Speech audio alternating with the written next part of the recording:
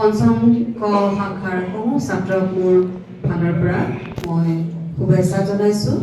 লগতে মই তেওঁলোকৰ অনুৰোধত লিখি উলিওৱা এছেৰেঙা ৰুদালিৰ মনৰ অনুভৱ মই পাঠ কৰি শুনাইছোঁ।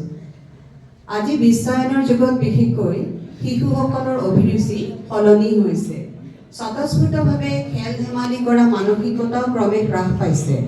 ফলত শাৰীৰিক আৰু মানসিক দিশৰ সন্তুলনৰ ক্ষেত্ৰতো ভাবুকিৰ সৃষ্টি হৈছে। মোবাইল ফোন আৰু বিভিন্ন এপ তথা গেমে ল'ৰা ছোৱালী অধিকাংশ সময় কাঢ়ি লৈছে।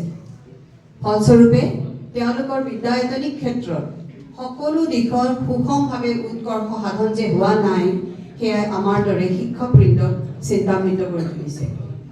এই দিশৰ প্ৰতি লক্ষ্য ৰাখিয়ে ল'ৰা ছোৱালীয়ে আত্মনিয়োগ কৰিব পৰাকৈ আৰু উৎসাহ আনন্দৰে সৃজনীমূলক বিষয়ত ভাগ ল'ব পৰাকৈ ছপা আলোচনীৰ পৰিৱৰ্তে হাতে লিখা আৰু অংকন কৰি যুগুতোৱা আলোচনীৰ গুৰুত্ব নিঃসন্দেহে অধিক।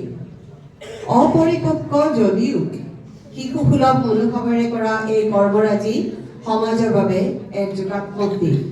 বিগত 2023 বৰ্ষত নিকেতনৰ সকলো শ্ৰেণীৰ ছাত্ৰ ছাত্ৰীয়ে সুকীয়াকৈ একোখনকৈ হাতে লিখা আলোচনী প্ৰকাশ কৰিছিল।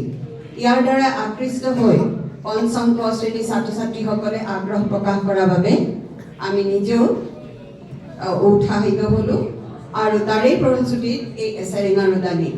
কবি নৱকান্ত বৰুৱাই লিখিছিল, হাতে লিখা আলোচনীৰ এটা বিশেষ মূল্য আৰু মৰ্যাদা আছে, যিটো বহুল প্ৰচাৰিত ছপা আলোচনীত নাথাকে। সেইটো হ'ল অন্তৰংগতা। আকৌ একেখন পত্ৰিকাকে পাল পাতি ভগাই পঢ়াটো এটা আনন্দ, তাতো এটা আনন্দ আছে, এটা শিক্ষা আছে। ই হ'ল ধৈৰ্যৰ শিক্ষা।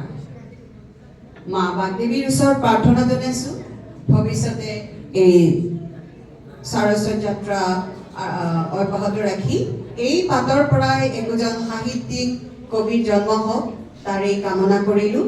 জয়তু এছেৰেঙা ৰুদালি, জয়তু শংকৰদেৱ বিদ্যা নিকেতন বিষ্ণুপদ, মধুমিতা মিশ্ৰ শ্ৰেণী আচাৰ্যা।